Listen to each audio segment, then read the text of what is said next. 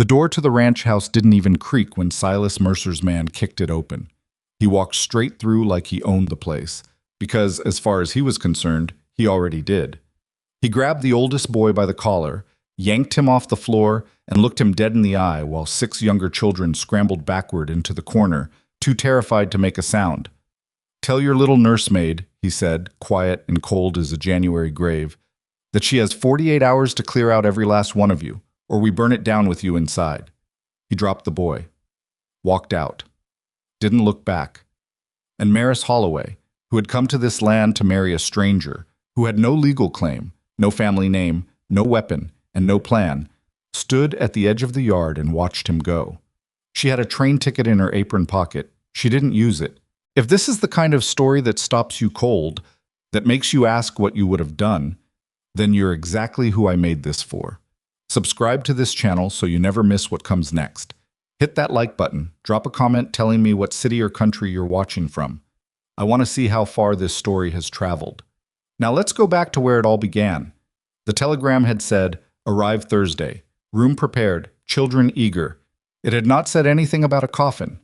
Maris Holloway stood on the platform at Grover's Crossing with a single trunk, a second-hand hat with a bent brim, and a letter of introduction she'd written herself because there was nobody in her life who would have written one for her. She was 31 years old. She had worked in a textile mill since she was 15, lost her mother at 23, and spent the years in between being the kind of woman that people described as capable when they wanted to say alone. She wasn't beautiful in the way that stopped men in the street. She was the other kind of beautiful, the kind that took a minute, the kind that showed up in the steadiness of her hands and the particular way she looked at something broken and saw what it could be instead of what it was. The matchmaking service had sent her photograph to a rancher named Eli Voss. He had sent back a letter that was 3 pages long and surprisingly honest. He'd written, "I'm not a man who knows how to make a woman feel special. I know how to keep a roof up and a fire going. I've got 6 children who need someone steady. I figure steady is worth more than sweet, out here." Maris had read that letter 4 times. Then she'd packed her trunk. That was 7 weeks ago. Now she stood on the platform watching a man in a dark coat cross the rails toward her, hat in hand, and something in the way he moved told her before he even opened his mouth that she was not about to hear good news. "Miss Holloway?" He stopped a few feet away, like he was giving her room to fall apart. "My name is Arlen Bates. I'm the county clerk over in Grover's Crossing. I've been asked to—" He stopped, started again. "There's no easy way to do this, ma'am. Eli Voss passed away 6 days ago. Heart gave out. He'd been sick some weeks, but nobody knew how sick." The platform seemed to tilt slightly under her feet. "The children," she said. Her voice came out steadier than she felt. Arlen Bates pressed his lips together. "At the ranch. Neighbor woman's been sitting with them, but she's got her own family to tend. She can't stay past tomorrow morning."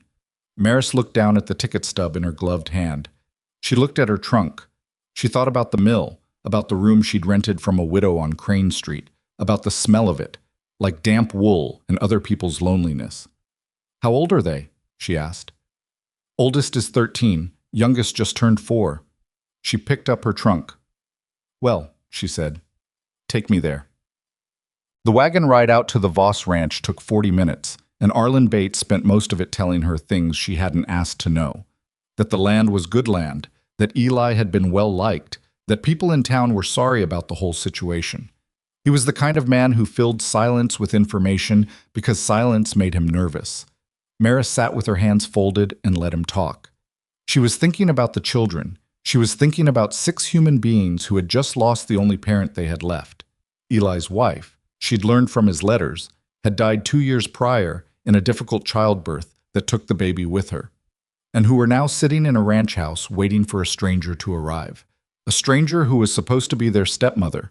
A stranger who had absolutely no idea what to do next. When the wagon came over the last rise and she got her first look at the property, her stomach dropped a little. The main house was smaller than Eli's letters had suggested, with a porch that sagged on one end and a chimney that needed pointing. The barn looked solid enough. The fence along the near pasture had a section leaning badly to the east, but none of that was what hit her hardest. What hit her hardest was the children standing in a row on that sagging porch, staring at her with the particular blankness of kids who have already cried themselves out and are now just waiting to see what happens next. 6 of them. The oldest was a boy, dark-haired, jaw set in the way of someone trying very hard not to show how scared he was. Next to him, a girl a little younger, holding the hand of a smaller girl on either side of her like she was trying to hold all of them in place by sheer force of will. Then 2 boys close in age, maybe 8 and 9, and at the end of the row, the smallest one, a girl with tangled red hair and bare feet despite the cold, staring at Maris with enormous brown eyes. Maris climbed down from the wagon without waiting for Arlen to help her. She walked up to the porch steps and stopped. "My name is Maris," she said. "I came a long way to meet your father. I'm real sorry he's not here." She paused. "I'm also sorry I don't have a good answer for what comes next. But I'm not going anywhere tonight, okay?" Nobody said anything. Then the smallest girl, the redhead, held out her arms. It was not a gesture Maris had expected. She stepped up onto the porch and let the child wrap both arms around her leg and hold on, and something behind Maris's sternum cracked open in a way that was going to be very inconvenient. The neighbor woman, a stout and practical person named Dora Hatch, had left a pot of beans on the stove and a note on the table that read, "I'll come back in the morning. They haven't eaten much. The eldest knows where everything is. God bless you." Maris read the note twice, then folded it and put it in her pocket. The eldest's name, she learned, was Caleb. He was 13, and he showed her around the house with the efficiency of someone who had spent a week being the only adult available and was running on empty. He showed her where the wood was stacked, where the extra blankets were kept, which floorboard near the back door stuck when it rained. He told her all of this in a flat, careful voice, looking at a point just past her shoulder, and Maris understood that he was functioning on the same principle she was. Just keep moving. Don't look directly at the grief. Deal with the next practical thing. "What are everyone's names?" she asked when he'd finished the tour. He looked at her properly for the first time, like the question surprised him. "I'm Caleb," he said. "That's Nora. She's 11. He pointed to the older girl. "Ruth and May are the twins. They're 8. That's Henry, and that's Finn, 9 and 7. And the little one holding your skirt is Elsa. She's 4. Maris looked down. Elsa had in fact attached herself to Maris's skirt at some point in the last 10 minutes and seemed to have no intention of letting go. "All right," Maris said. "Let's heat up those beans." She did not sleep that night. She lay on the narrow cot in the room Dora Hatch had clearly set up for her, a space that had probably been a storage room at some point, smelling of dried herbs and old rope. And she stared at the ceiling and she thought very hard. The train ticket was in her apron pocket.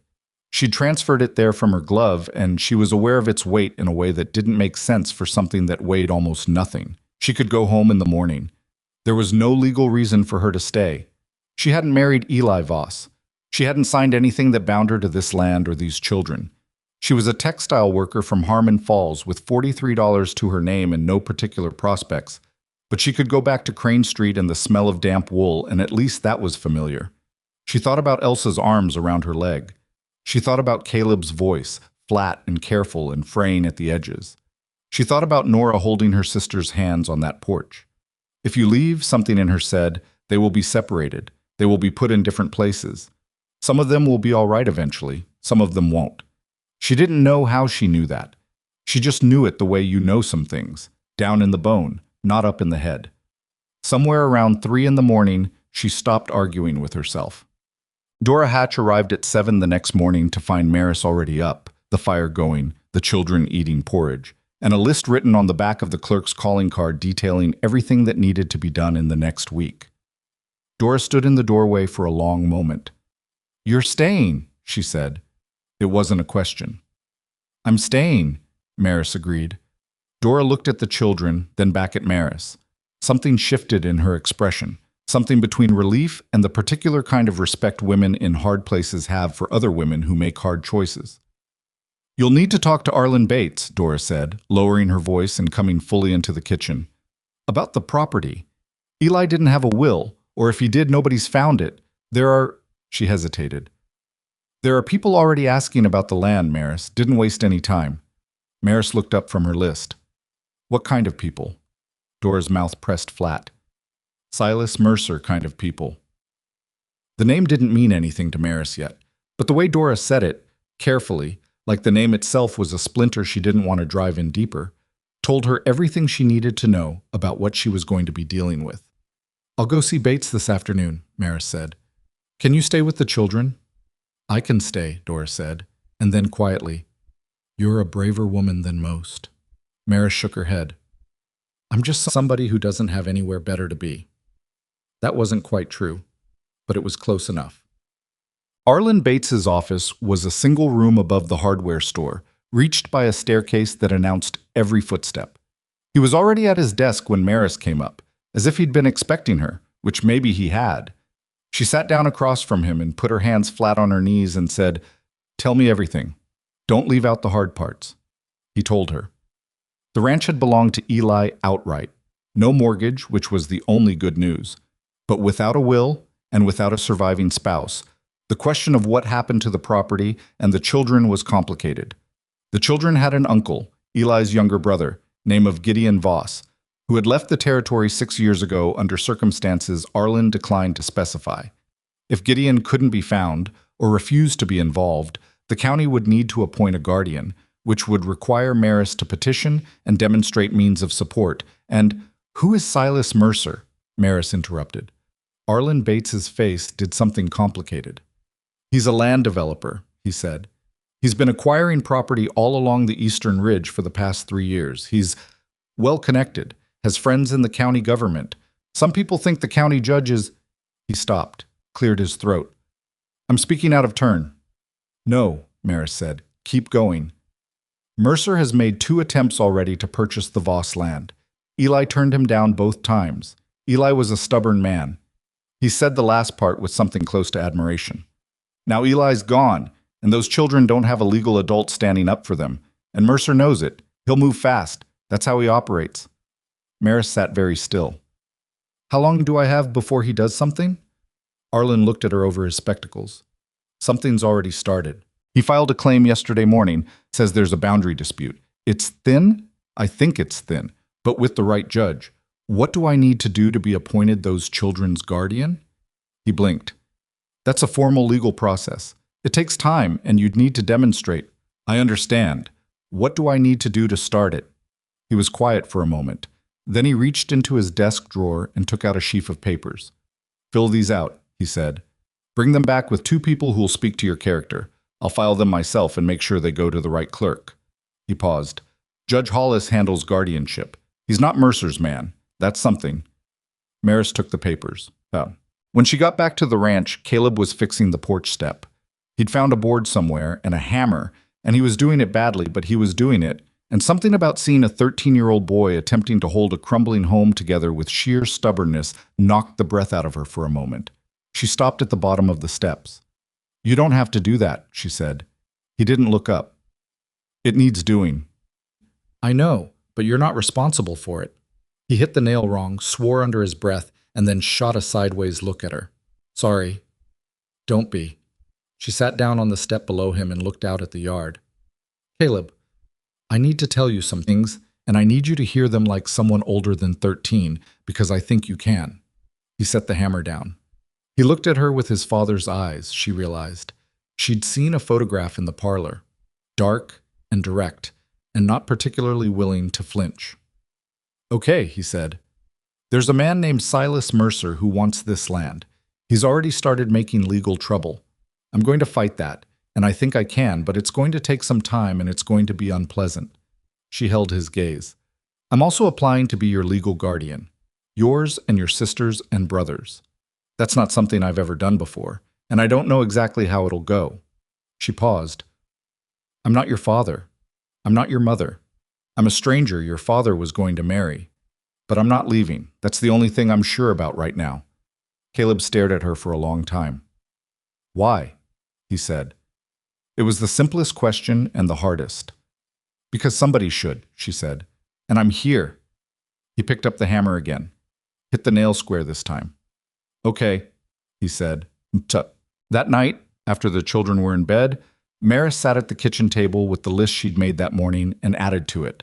Not just practical things, but things she'd seen that day, things she'd started to understand. The land was good. She'd walked the near pasture before supper, and she'd been able to see it even untrained. Wait, The way it sat, the quality of the soil, the creek at the eastern edge. Eli Voss had known what he was doing when he chose it, and someone else knew it too, which was why Silas Mercer hadn't let a week pass before filing his claim. She found the papers from the county office, deed records, tax filings, in a box under Eli's bed where Caleb told her his father kept important things. She spread them on the kitchen table and sat with them for 2 hours, reading everything twice. She wasn't a lawyer. She hadn't been educated past the 14th year. But she was the kind of person who read whatever was put in front of her and remembered it.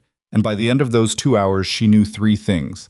The deed was clean, the taxes were paid, and somewhere in the bottom of the box was a letter from a surveyor named Harris that seemed to describe a boundary line very different from the one Mercer's claim was asserting.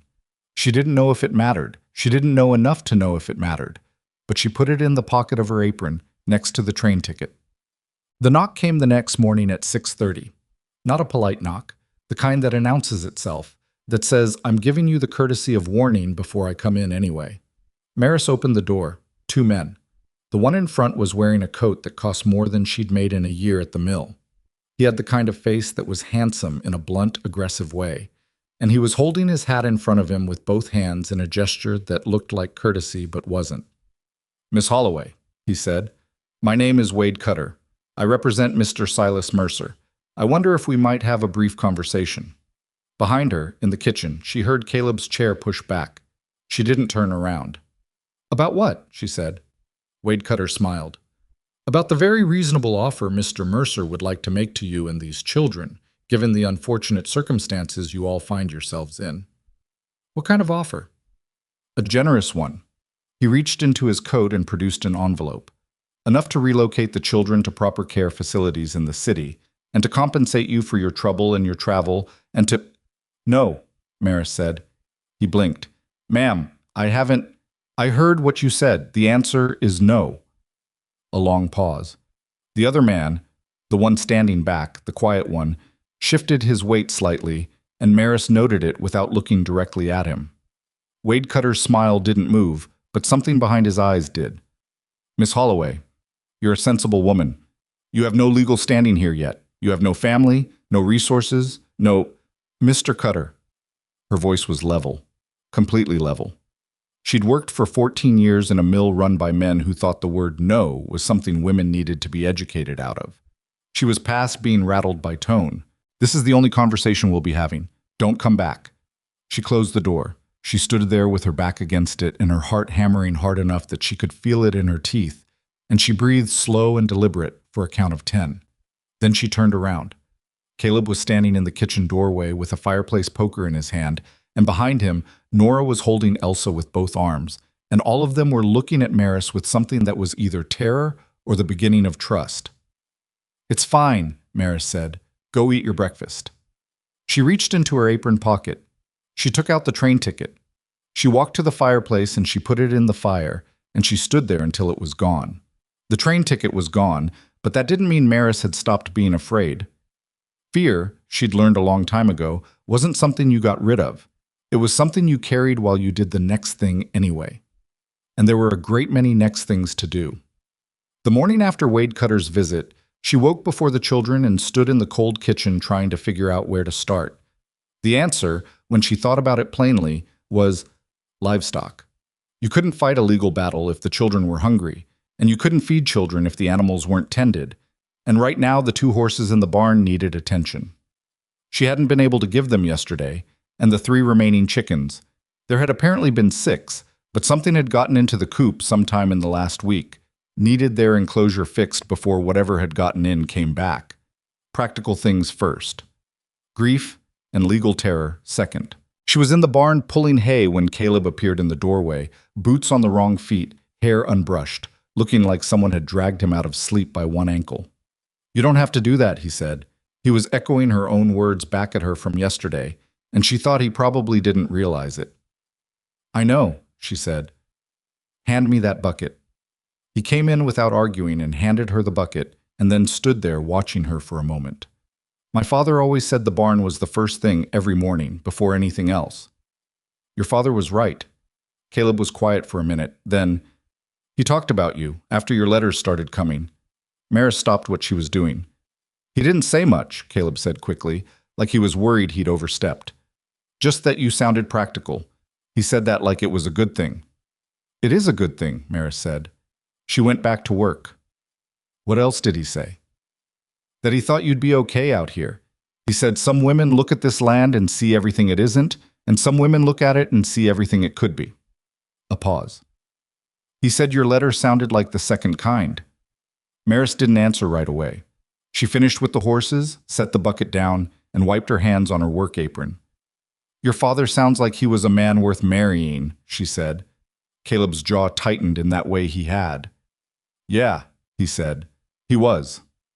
They walked back to the house together without talking, and that was fine. Some of the most honest things that pass between people don't involve words at all. The twins, Ruth and May, were already awake and had apparently decided to make breakfast, which they'd done with enormous confidence and questionable results. There was something on the stove that was either porridge or paste, and May was defending it loudly while Ruth was trying to add more water without May noticing. Henry and Finn were at the table arguing about something in the particular low-intensity way of brothers who've been arguing since birth. Elsa was sitting on the floor near the stove holding a wooden spoon and looking very serious about it. Nora was standing at the window. Maris had noticed this about Nora.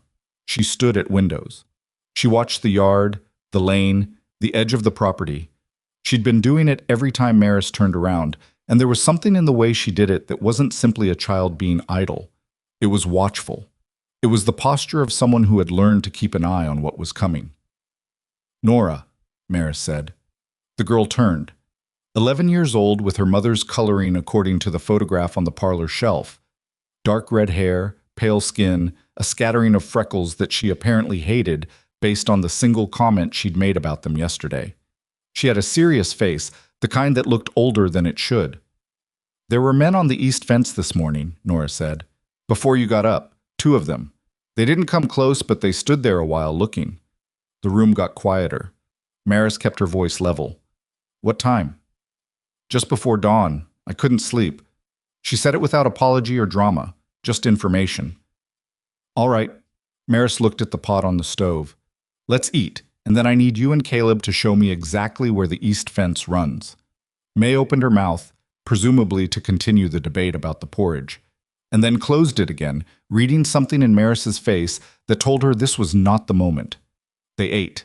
The porridge was terrible. Maris ate 2 bowls. What?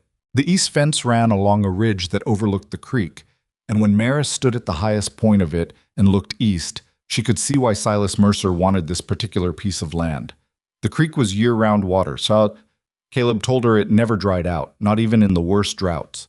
And whoever controlled the water on this stretch of the eastern ridge effectively controlled access for 3 other properties besides. She wasn't a rancher. She didn't know the economics of it in detail. But she understood scarcity, and she understood that people built empires out of controlling what other people needed. She also found, when she walked the fence line with Caleb, something that bothered her. A section of the fence post along the eastern boundary had been freshly reset. She could see it clearly. The disturbed earth around the bases, still loose and dark against the drier soil around it. The posts had been moved, not by much, maybe 6, 8 feet, but moved inward, toward the ranch house, shrinking the boundary. She crouched down and looked at the nearest post. Then she took out the surveyor's letter from her apron pocket. She'd been carrying it since the night before, and read the boundary description again. This isn't right, she said. Caleb crouched beside her. What do you mean? She showed him the letter. He read it slowly, the way of someone not quite confident in their reading but determined to get through it. Then he looked at the posts, then back at the letter. They moved it, he said. His voice changed on those words, got very flat and very young at the same time, which was a particular combination that made Maris's chest hurt. They moved our fence. Looks that way. Can they do that? No, Maris said. They can't. She stood up. But they did it anyway, which means they thought nobody would notice or nobody would care. She looked at him. We noticed. And we care. Caleb stared at the fence posts.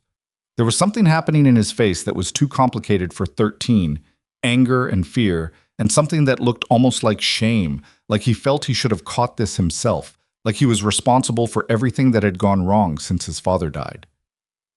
Caleb, she said, this is not your fault. I should have been watching. You were 13 years old keeping 6 children alive, she said, sharper than she intended. You did everything right. Now we know about this and we can do something about it. That's what matters. He didn't look entirely convinced, but he nodded. They walked the rest of the fence line in silence, Maris noting everything, and by the time they got back to the house, she had a clearer picture of what Silas Mercer was doing and how far along he was doing it, and neither of those things was comfortable to know. Dora Hatch came by that afternoon with bread and a woman Maris hadn't met, a small, sharp-eyed person named Vera Monks, who turned out to be the wife of the man who ran the general store in Grover's Crossing, and who had apparently decided on very short notice that she was Maris's ally. I heard about Wade Cutter coming here, Vera said, sitting down at the kitchen table like she'd been sitting at this table for years. Arlen Bates told my husband, and my husband told me. Silas Mercer's been trying to buy up this ridge for 3 years. She poured herself coffee without being asked. Eli wasn't the first one he went after. There was a family named Pruitt 2 years back. He got their land after their barn burned down, and they couldn't afford to rebuild. Insurance investigators said it was accidental. Her tone made clear what she thought about that. Maris set down her cup. He burned them out? Nobody proved it, Vera said carefully. But the Pruitts weren't the kind of people to leave fire-starting equipment near their barn, and they left, and Mercer bought the land 6 weeks later for a quarter of its value. She looked at Maris steadily. I'm not telling you this to frighten you. Yes, you are, Maris said. Vera paused. Then, to her credit, she nodded. Yes, I am. Because you should know what you're dealing with. Dora set the bread on the table. She should also know that Mercer's not untouchable. He's powerful in this county, but there are people who don't like what he's been doing and have been waiting for someone to push back hard enough to make it worth the risk. What kind of people? Maris asked. Farmers. Ranchers. The Hendersons on the North Road lost a strip of land to one of his boundary claims 2 years ago. Abel Morris thinks Mercer's man tampered with his water rights application, and there's Harvey Witt at the land office. He's not Mercer's man, whatever people say. He's careful is all. Dora sat down. You're not alone in this is the point, but you'd be the one who has to stand up first. Maris thought about the surveyor's letter in her pocket. She thought about the moved fence posts. I need a lawyer, she said. Vera and Dora exchanged a look. There's Thomas Reed in Coverton, Vera said. He's 40 miles east, but he's honest, which is more than I can say for the two in town. Mercer's retained both of them. She paused. Reedy's not cheap. Maris thought about the $43 in her trunk. I'll figure that out, she said. What? She wrote to Thomas Reed that evening, using the good paper she'd brought in her trunk, the kind she'd saved for writing to Eli. She told him the situation plainly and without embellishment. The dead rancher, the 6 children, the claim Mercer had filed, the moved fence posts, the surveyor's letter. She said she had documentation and a witness who could speak to the fence tampering, and that she would come to Coverton if he would see her, but that she didn't have money to waste on a lawyer who wasn't going to fight. She sealed it and gave it to Vera to post the next morning. Then she did what she'd been doing since she arrived. She went to work. The chicken coop repair took most of the next morning, with Henry and Finn appointed as assistants, a role they took with the particular seriousness of boys who wanted badly to feel useful. Finn turned out to have a natural instinct for fitting things together. He kept finding better ways to brace the wire that Maris wouldn't have thought of. She told him so, and he turned red and looked at the ground, but she saw him stand a little straighter. Henry was less mechanically gifted, but made up for it by narrating everything that was happening in continuous, cheerful detail, directed at no one in particular.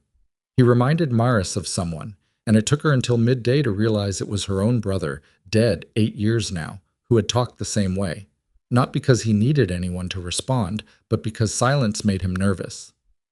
"Henry," she said, during a brief pause in the narration.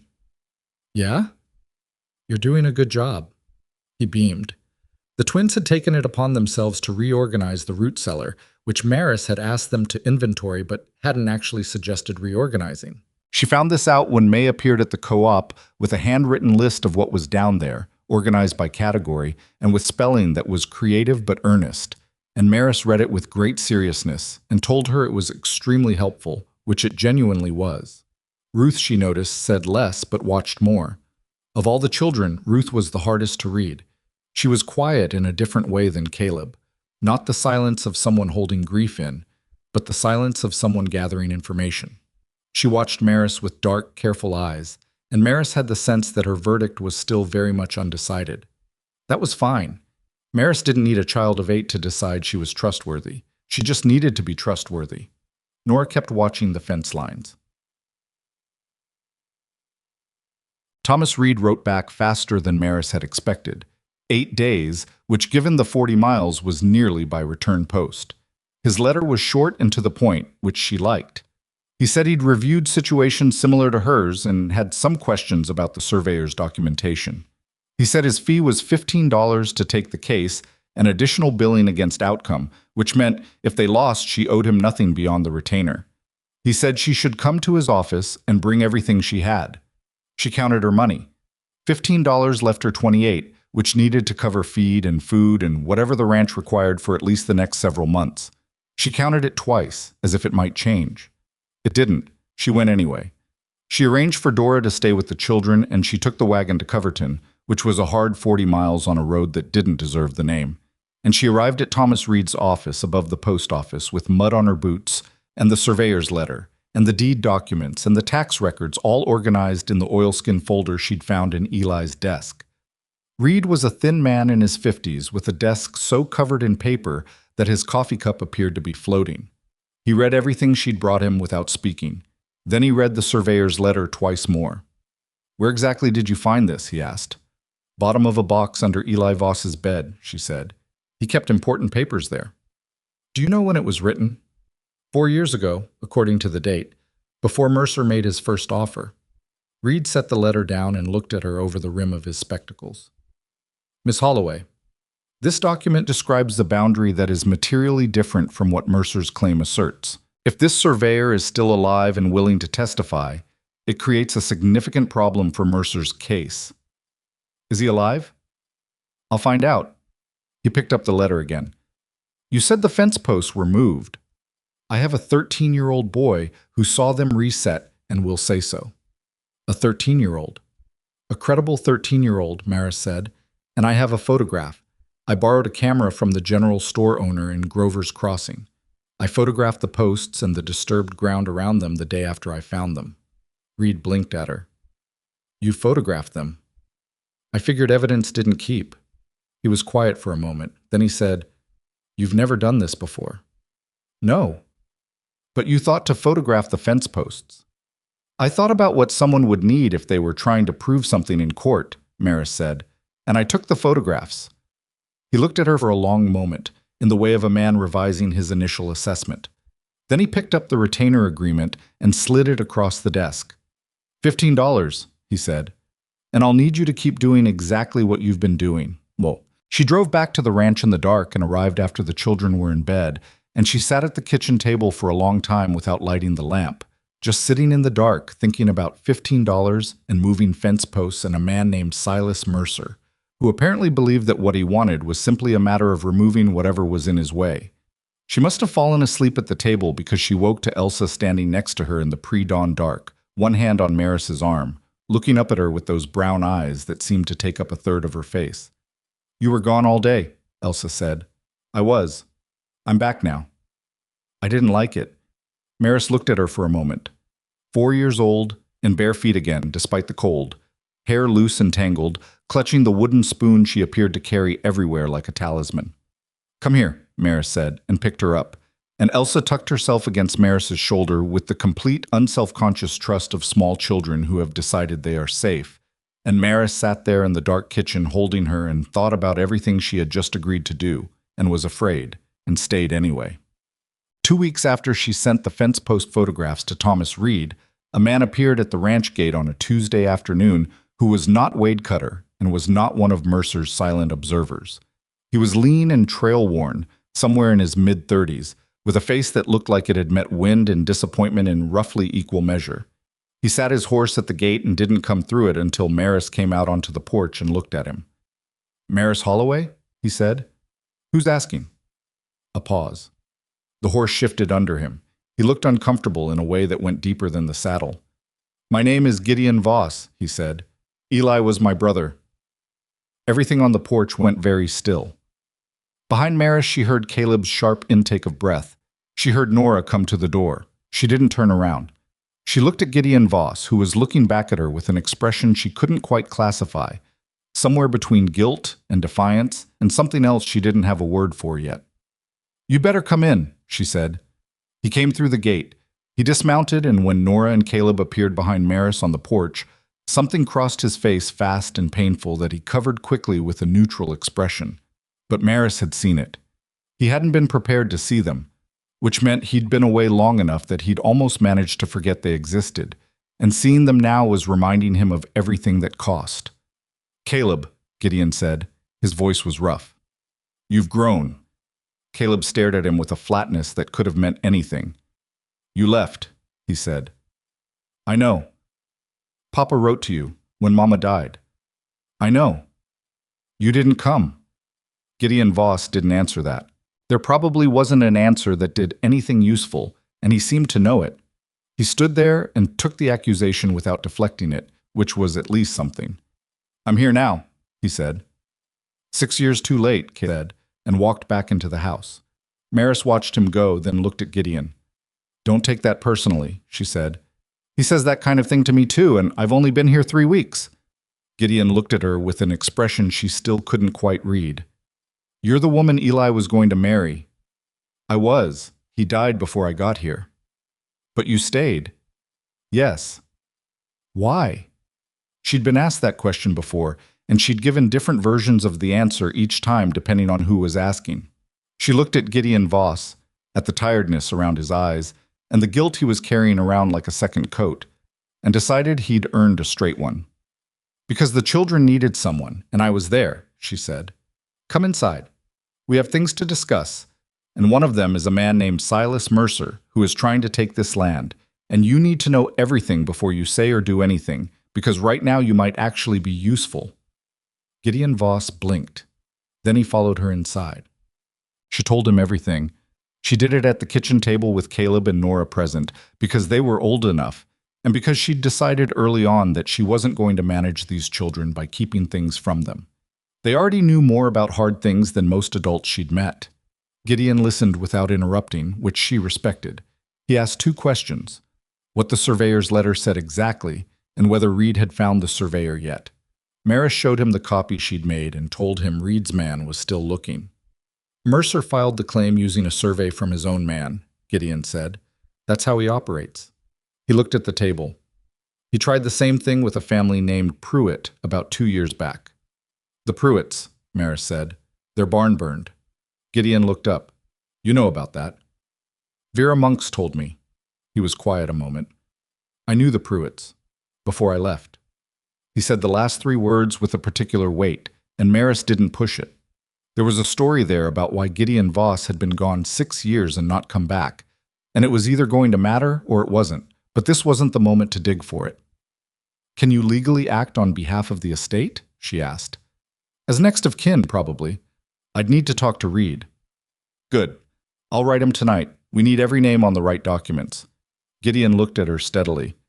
"You've got this pretty well organized for someone who showed up with a trunk and a train ticket." "The train ticket's gone," Maris said. "So organizing is all I've got." Nora, who had been sitting with her hands folded on the table, listening to everything with that old soul focus of hers, said quietly, "Are you going to stay? You and her both?" She was looking at her uncle. Gideon met her eyes.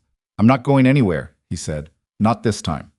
Nora looked at him for a long moment with those careful, measuring eyes. She didn't say she believed him. She also didn't say she didn't. She just nodded once and looked back at her hands. It was, Maris thought, about the best you could hope for.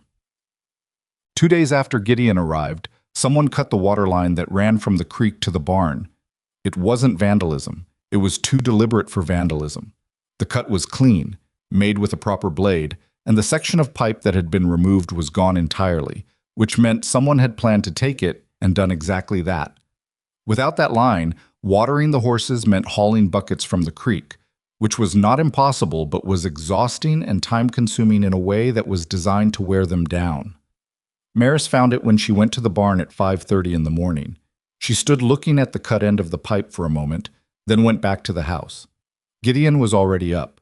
She told him without preamble and watched his jaw tighten. "That's escalation," he said. "I know." "He's done talking." "He was never talking," Maris said. "Wade Cutter showing up with an envelope was talking. This is something else." Gideon looked at her. "What do you want to do?" She thought about it for exactly as long as she needed to. Document it, photograph it, write it down with the date and time, tell Reed, then fix it. And not flinch, she said. "That's what he's waiting for. He wants us rattled enough to make a mistake or frightened enough to leave. We're not going to do either." Gideon nodded slowly. "You know this is going to get worse before it gets better." "Yes," she said. "I know." Henry and Finn carried water buckets from the creek all morning without complaint, moving in their slightly off-rhythm way, Finn quiet and focused, and Henry narrating the whole operation with cheerful commentary that made even Caleb almost smile once. Ruth helped Maris write out a detailed account of the damage, date and time and description, and she did it with a precision that surprised Maris until she remembered that Ruth was the one who watched and gathered and didn't let anything get past her. May made lunch with Elsa underfoot, and whatever she made was slightly better than the first porridge attempt, which was progress. And Nora stood at the east window and watched the fence line. "Nothing yet," she said when Maris came to stand beside her. "Good. They'll come back, though." "Probably," Maris said. Nora was quiet for a moment. "I'm not scared," she said, in the particular tone of someone who is absolutely scared and needs to say they're not in order to stay functional. Maris stood beside her and looked out at the ridge. "You don't have to not be scared," she said. "You just have to keep watching." Nora exhaled, nodded. They stood there together, side by side, watching the land that someone was trying to take from them, and neither of them looked away. The water line got fixed. That was the thing about Maris, i.e., she fixed things and moved forward and didn't spend more than the necessary time being angry about what had been broken in the first place. Gideon had noticed this about her in the 2 weeks since he'd arrived, and it made him feel two things simultaneously: relief that she was the kind of person who kept moving, and a low, uncomfortable shame, because he was beginning to understand that he was exactly the opposite kind of person, and he'd spent 6 years proving it. He'd left because staying had felt impossible. That was the truest version of the story. After Clara died, Eli's wife, the woman who had held the whole family together without anyone fully realizing it until she was gone, something in Gideon had simply refused to remain in a place that reminded him of her every hour of every day.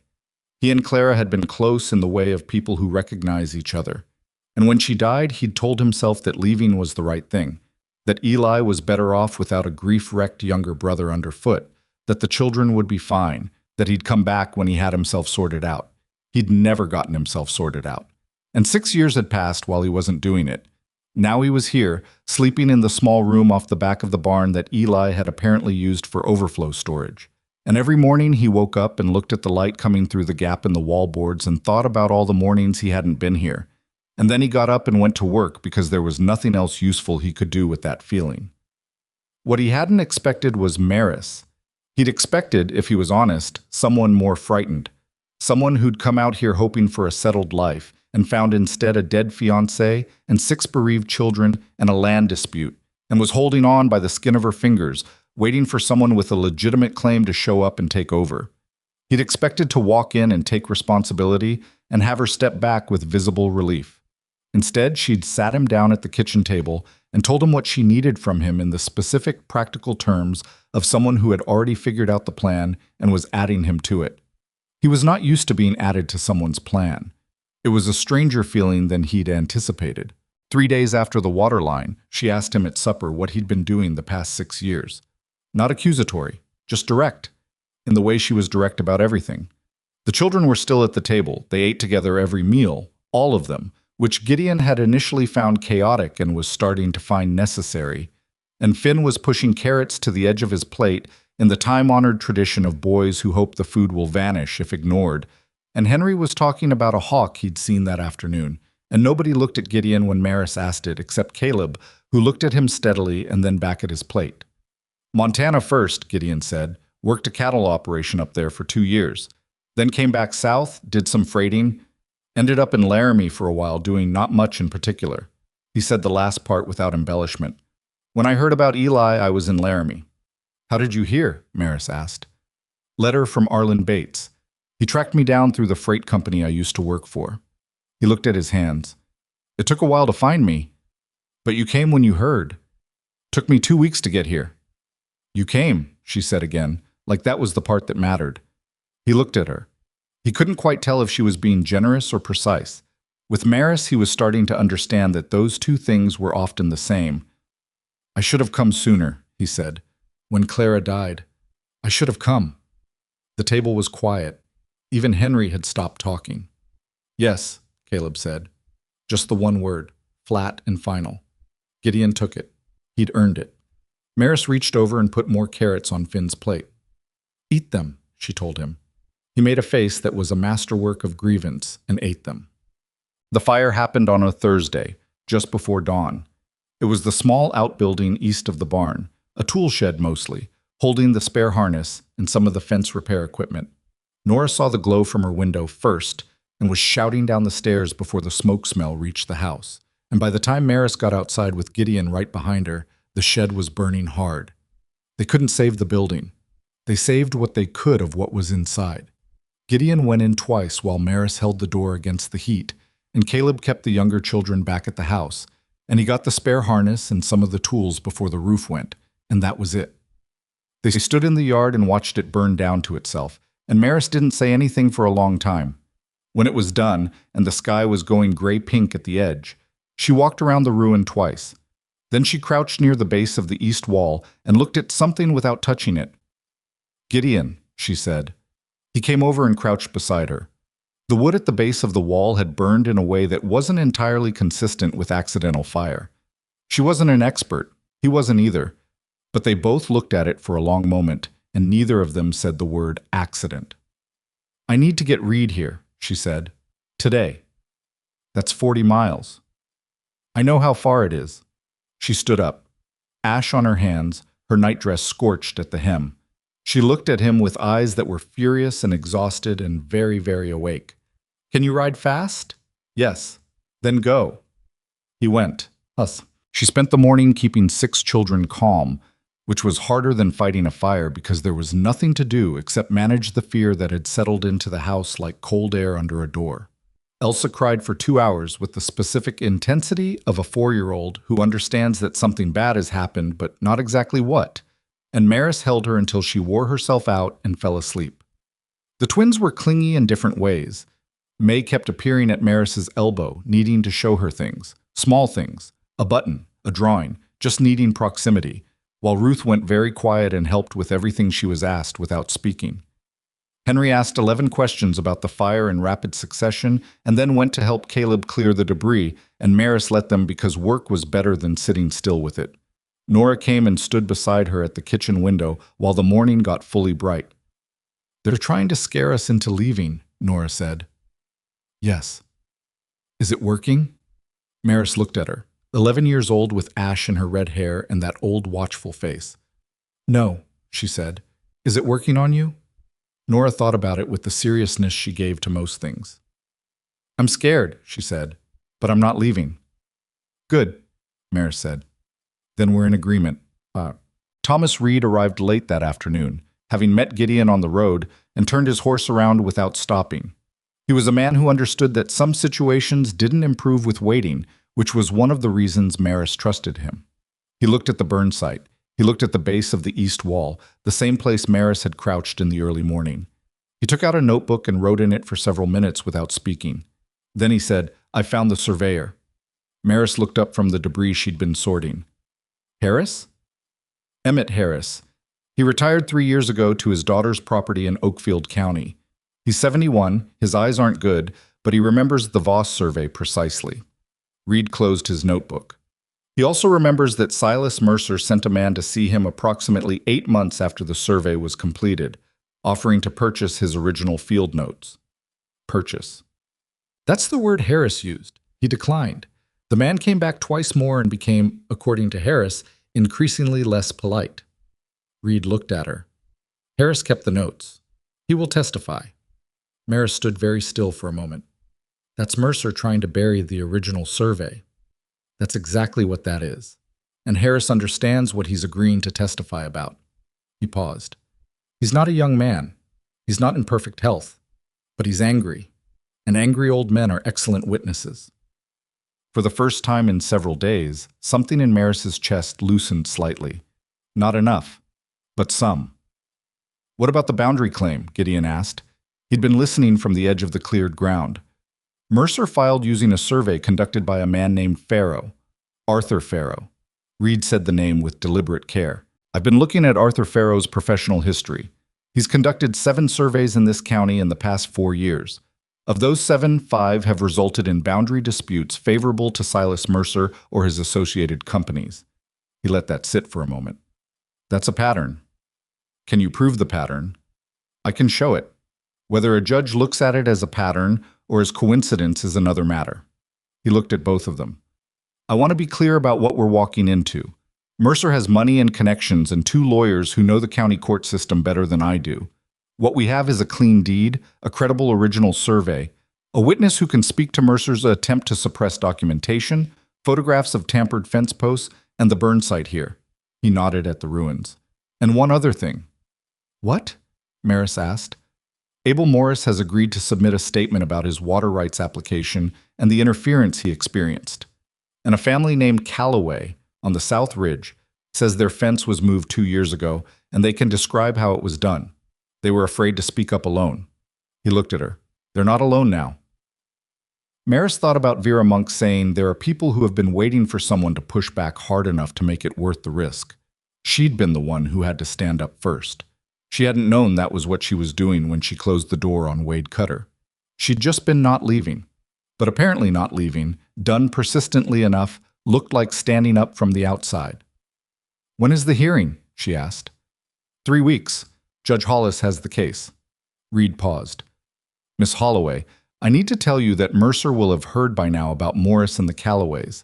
He knows his pattern is being examined. He will do something before the hearing. He already did something, Maris said. She looked at the burned shed. He may do something worse, Reed said quietly. She looked at him. I know. I want to be sure you... Mr. Reed, I know. Her voice was even. Tell me what to do to be ready. What happened 4 days later was not the thing she'd been bracing for, which was how these things worked. She'd been watching the fence lines, watching the road, lying awake listening for sounds outside that shouldn't be there. She'd been ready for another fire, for men at the gate, for Wade Cutter with another envelope or something less polite than an envelope. What she hadn't been ready for was Caleb not coming home. He'd ridden out in the morning on the older horse to check the north pasture fence, a thing he'd done a dozen times, a straightforward 2-hour ride. By noon, he wasn't back. By 2 o'clock, the quality of Maris's stillness had changed in a way that Gideon noticed, because he came and stood in the kitchen doorway and looked at her. He's not back, she said. I know. He's never late. I know. He was already pulling on his coat. Stay with the children. Gideon, stay with the children, he said again, and was out the door. She stayed. It was the hardest thing she'd done since she burned the train ticket, and that was saying something. She fed the younger children lunch and told them Caleb had gone farther along the fence than expected, and Gideon had gone to find him, and she said it in the particular tone that she'd learned communicated this is not an emergency, even when everything in her body was screaming that it might be. Ruth looked at her across the table with those dark, knowing eyes and didn't say a word. Gideon brought Caleb back at 3:30. The boy was on foot leading the horse, which was limping badly from a stone bruise. I was muddy from what looked like a fall, and his left hand was wrapped in his own bandana, and he had the careful blankness on his face of someone who'd been frightened and was now aggressively pretending he hadn't been. Maris came off the porch and stopped herself from grabbing him because she could see that grabbing him right now would destroy whatever composure he was holding together. What happened? She said. Horse went lame in the north cut. I was walking him back. He met her eyes. There were 2 men at the north boundary. They weren't doing anything. They were just standing there. Did they speak to you? One of them did. His jaw tightened. Told me to tell you the next fire might not be limited to outbuildings. The air went out of the afternoon. He said that to you, Maris said. To a 13-year-old boy. Yes. She looked at Gideon. He looked back at her and she could see in his face the same thing that was happening in her chest. something that had been fear reorganizing itself into something harder and less willing to bend. "Go inside," she told Caleb. "Let Nora look at your hand. Go inside, Caleb." He went. She waited until the door closed. "I'm going to town," she said to Gideon. "Tonight?" "Tonight. I need to send a wire to Reed about what those men said to Caleb, and I need to talk to Arlen Bates about whether what happened constitutes criminal threatening, and I need to do it tonight before I lose my nerve." Gideon stared at her. "You haven't lost your nerve once since I got here." "I know," she said. "That's why I need to do it before I do." He hitched up the wagon without further discussion. Arlen Bates was still in his office at 5 o'clock, which said something about either his dedication or his home life. He listened to Maris's account of what had been said to Caleb with his hands flat on his desk and his expression getting progressively more uncomfortable. "That's a threat," Maris said, "to a minor, in front of a witness because Gideon was with him when he came in." "The witness is the boy himself and Gideon Voss," Bates said carefully, "both of whom will swear to it. Mercer's lawyers will argue." "I don't care what Mercer's lawyers will argue," Maris said. "I care what the record says. I want it on the record, Arlen. Tonight. Whatever form that needs to take." He looked at her for a long moment. He was a cautious man. She'd understood that about him from the beginning. He lived in Mercer's County, and he had his own position to protect and his own family to consider. But he was also a man who had met her on the platform and told her the truth about Eli when he could have let someone else do it. And there was something in him that was decent, she believed, even if it was sometimes inconvenient for him. He pulled a form from his drawer. "Sit down," he said. "Tell me everything from the beginning." She sat down. She told him everything. The wire to Reed went that same evening from the telegraph office on the main street, and Maris stood at the counter and wrote it out in her careful handwriting and paid for it with money she couldn't really spare and felt better for having done it. On the way back to the wagon, she walked past the law offices of Hartley and Crane, the two attorneys Vera Monks had told her were Mercer's men in town. The light was on in the front office. Through the window, she could see one of them, she didn't know which was which, at his desk, and he looked up and saw her, and they looked at each other through the glass for a moment. She didn't stop walking.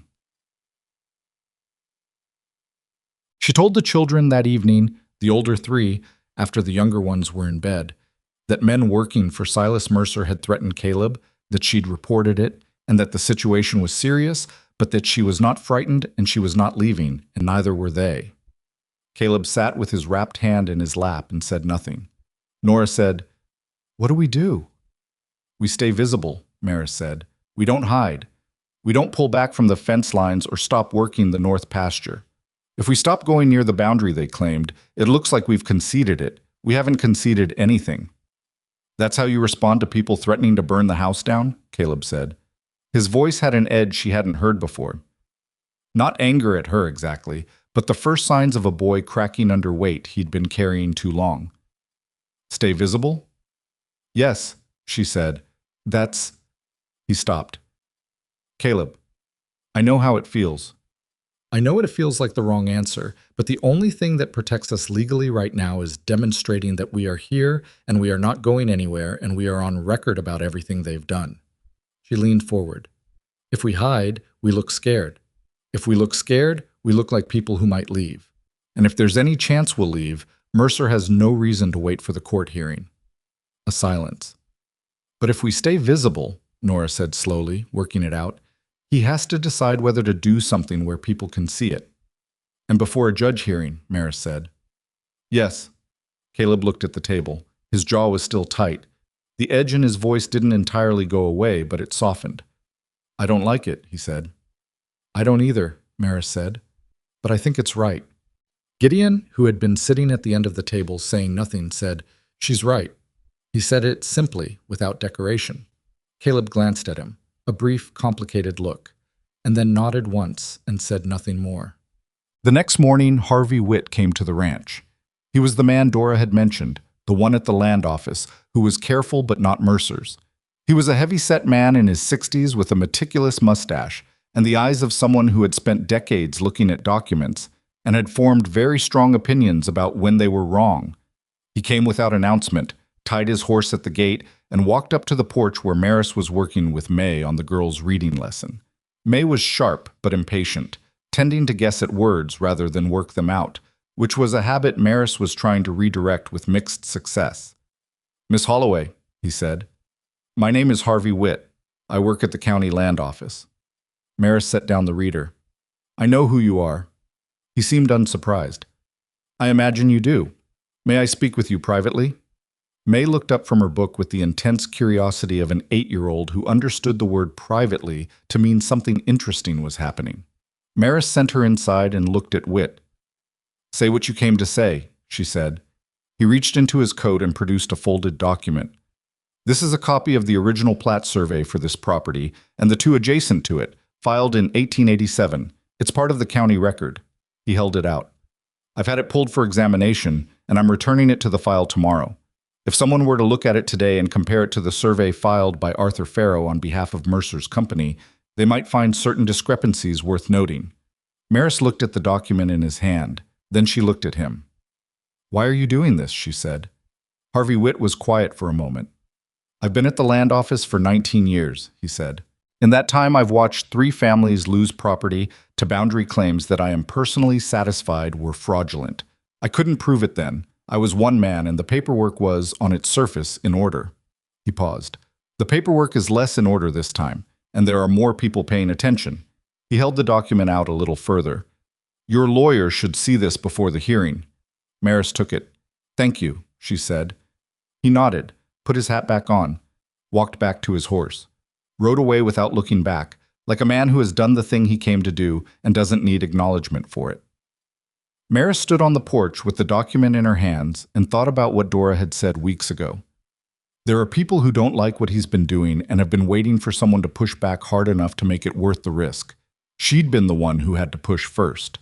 But she hadn't known, when she pushed, how many people were behind her waiting for exactly that. 6 days before the hearing, Wade Cutter came back. This time he didn't bring an envelope. He came with 3 men she'd never seen before. Not ranch hands, something harder edged than that. And he rode right up to the porch without stopping at the gate, which was a statement in itself. Gideon came out of the barn when he heard the horses. Caleb appeared behind Maris in the doorway. "Miss Holloway," Cutter said. He wasn't smiling this time. "I'm here to inform you that the county has authorized a survey of the disputed boundary. These men are here to conduct it." Maris looked at the 3 men. They had no equipment she could see that looked like surveying tools. "I'll need to see the authorization," she said. Cutter's jaw tightened almost imperceptibly. "That paperwork is being processed. Then they can come back when it's done." She looked at the men directly, one after another. "This is private property. You don't have authorization to be here, and I'm asking you to leave." One of the 3 men, the biggest one, looked at her with a flat, measuring expression, the kind of expression that was meant to remind someone of their size relative to his. "Miss Holloway," Cutter said, and now his voice had lost the courtesy veneer entirely, and what was underneath it was something uglier. "You are making a significant error in judgment. Mr. Mercer is a patient man, but his patience is not—" "Tell Mr. Mercer," Maris said, clearly and at a volume she judged sufficient for all 4 of them to hear, "that the hearing is in 6 days and we will see him in court." Behind her, without a word, Caleb stepped up to stand beside her. And behind him, Gideon came around from the side of the porch and stood on her other side, and the geometry of the situation changed. Cutter looked at the 3 of them on that porch. He looked at Gideon particularly, and whatever he saw in Gideon's face made him make a decision. 6 days, he said. It wasn't a concession. It was a deadline. He turned his horse and rode out, and the 3 men went with him, and Maris stood on the porch watching them go, and did not move until they were over the rise and out of sight. Then she let out a breath. "You all right?" Gideon said. "Yes," she said. It was mostly true. Caleb was looking at the road where they'd gone. His hands were at his sides. Not fists, just hands, open and tense. 6 days, he said. 6 days, Maris agreed. She went back inside. She sat down at the kitchen table. She took out the plat document Harvey Witt had given her, and the surveyor's letter from Emmett Harris, and Thomas Reed's last letter outlining the case, and she read through all of it again, slowly and completely, because there were 6 days, and she intended to use every one of them. Elsa came and climbed into her lap uninvited, in her usual fashion, and sat there holding the wooden spoon and watching Maris read with great seriousness, as if she too was preparing for something. Maris put one arm around her and kept reading. The 6 days passed the way hard days do. Not slowly, exactly, but with a weight to each hour that made time feel different than usual, like walking through water instead of air. Maris used every one of them.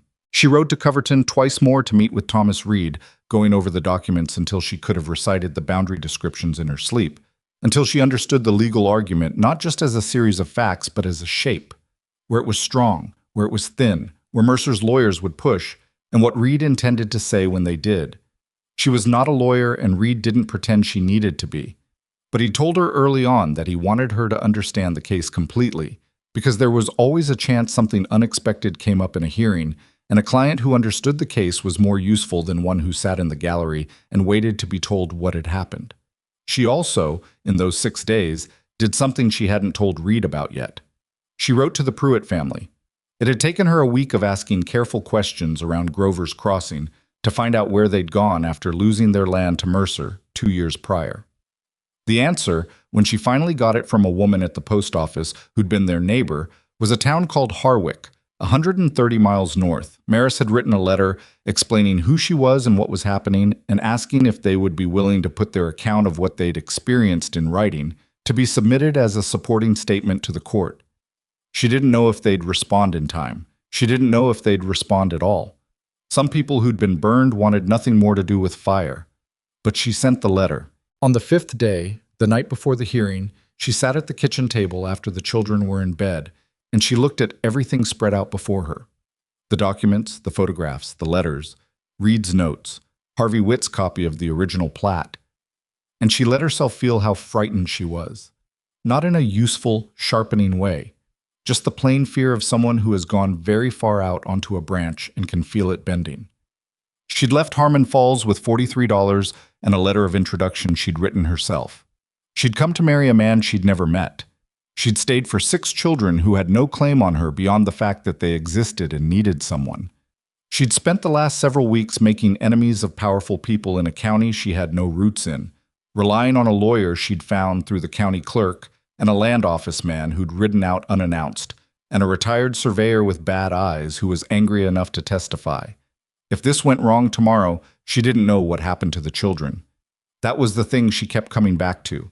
Not the land, though the land mattered. Not her own position, though that mattered too. What she kept coming back to was Caleb's voice saying, "We. Not you, not your land, but we." And Elsa's arms around her leg that first afternoon on the porch. And Nora watching the fence lines, and Finn figuring out the wire bracing, and Henry narrating the bucket brigade at the creek like it was the most important operation in the territory. They were not her children. There was no document that said so yet. But they were hers in every way that mattered, and she knew it, and being afraid of losing them was not the same thing as being willing to lose them. She gathered the documents, put them in the oilskin folder, set the folder by the door. Then she went to bed and slept 4 hours, which was more than she'd expected. Gideon was up before her, which surprised her. He was at the stove when she came downstairs, and there was coffee already made and a fire going, and he was standing with his cup looking at the window like he'd been awake for a while. "How long have you been up?" she asked. "Couldn't sleep." She poured herself coffee and came to stand beside him. Outside it was still dark, barely an hour before dawn. "I've been thinking," he said, "about what I'm going to say, if they ask me anything. Reed will prepare you for what to expect." "I know. That's not what I mean." He looked at the window. "I've been thinking about what's true. About the ranch. About Eli." He paused. "About where I should have been." "Gideon, I'm not looking for absolution," he said quickly and a little roughly. I want to be clear in there today. I don't want to be saying things that are technically accurate but that I'm saying wrong because I've got things tangled up in my head." He looked at her. "Does that make sense?" She thought about it. "Yes," she said. "It does." "I've been running from things for 6 years," he said. "That's not a metaphor. It's just what I did. And I've been trying to figure out since I got here whether I'm staying because it's the right thing or because I'm too tired to keep running." He was quiet. "I think it might be both." Maris held her coffee cup in both hands and looked at the dark window. "I came out here to marry a man I'd never met because I was tired of being alone," she said. "That wasn't noble. That was just, The only option that looked like it might be different. She paused. I stayed because the children needed someone, but I also stayed because leaving would have been unbearable, and that's not entirely a selfless reason. She glanced at him. People do good things for mixed-up reasons all the time. That doesn't make the things less good. Gideon looked at her for a moment. You're not what I expected, he said. You mentioned that. I keep being surprised by it. Stop being surprised, she said. We need to get the children ready. The courthouse in Grover's Crossing was a 2-story wooden building that had opinions about itself. Tall windows, a carved frieze over the main entrance, the kind of architectural ambition that said this town intended to amount to something. The courtroom itself was on the 2nd floor, and it was already half full when Maris arrived with Gideon and Thomas Reed at 8:30 in the morning. She'd left the children with Dora and Vera, who had both arrived at the ranch at 6 a.m. without being asked, Vera with cinnamon rolls, and Dora with a look that communicated clearly that if Silas Mercer thought he was taking anything from those children, he had badly miscalculated. Caleb had wanted to come. No, Maris had said. I should be there. You'll be there when this is over, and I come home and tell you we won. She'd looked at him. I need you here. Holding things together while I'm gone is not a small thing. I need someone I trust doing it. He'd not looked entirely convinced, but he'd stayed. She could see in his face how much it cost him, the staying. That same quality she'd noticed about him from the beginning, the quality of someone who holds very still and acts very capable while everything in him wants to break.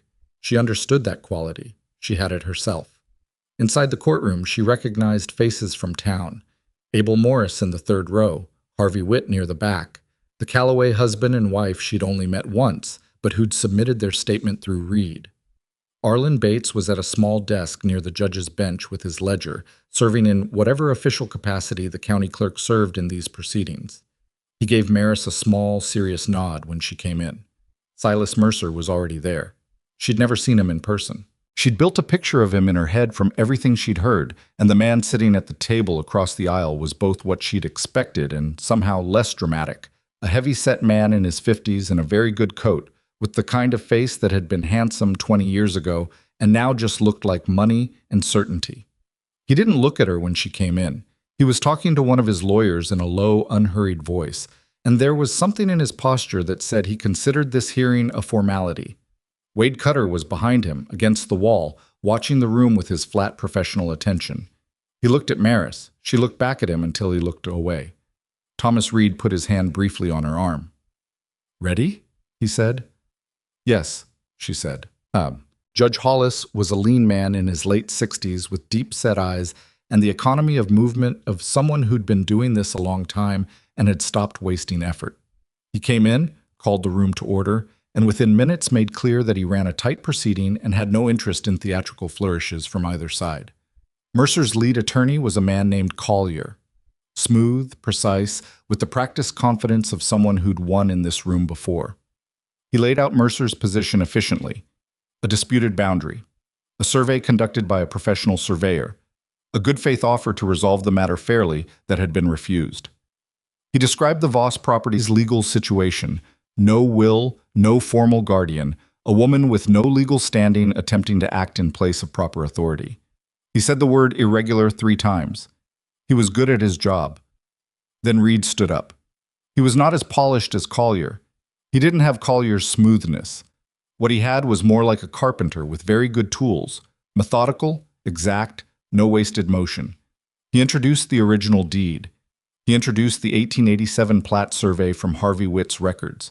He introduced the surveyor's letter from Emmett Harris, describing the original boundary lines and noting the specific topographical features, the creek bend, the rock outcropping at the northeast corner, that made those lines unambiguous. Then he introduced Emmett Harris himself. The old man came in through the side door with a cane and his daughter holding his elbow, and he sat in the witness chair and looked out at the courtroom with the clear-eyed confidence of someone who was done being careful about what he said. Collier tried to undermine him on his eyesight first.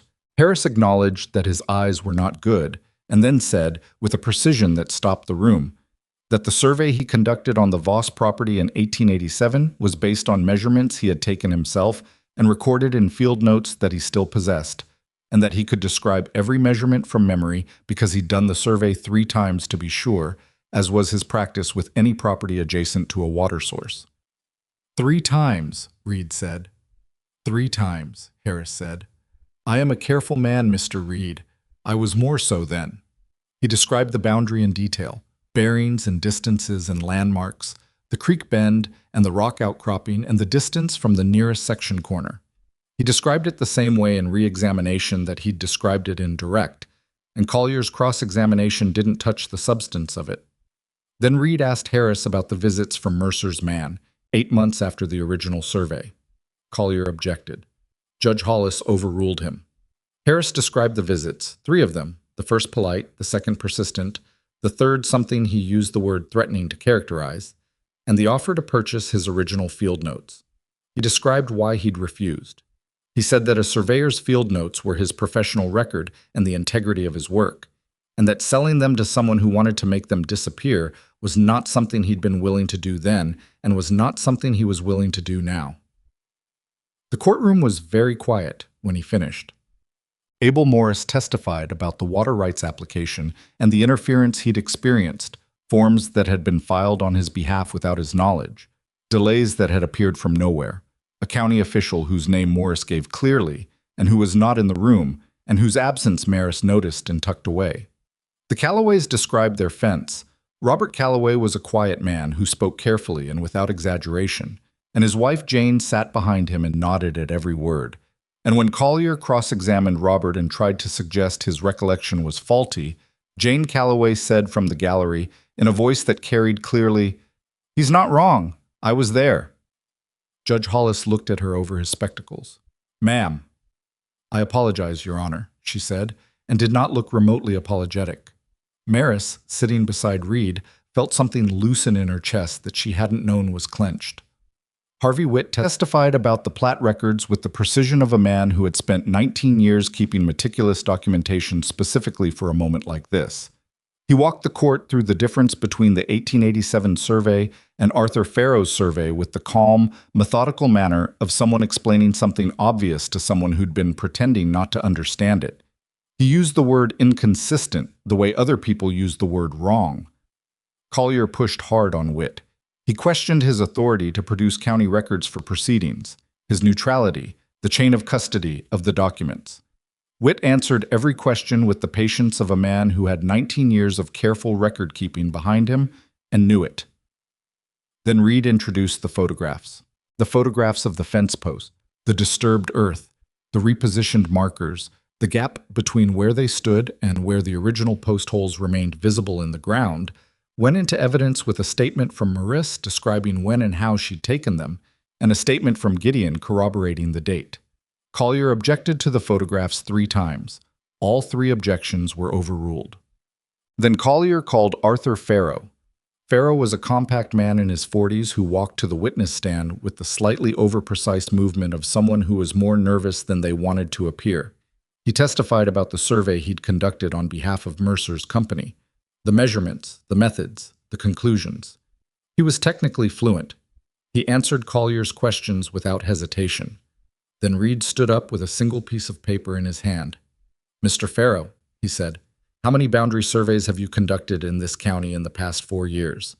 Farrow said 7. "And in how many of those 7 surveys did the result favor the property interests of Silas Mercer or companies associated with Mercer?" Collier was on his feet immediately. "Objection. Relevance." "I'll allow it," Judge Hollis said, in a tone that suggested he'd been expecting this question for some time. Farrow looked at his hands. "I'm not sure of the exact number."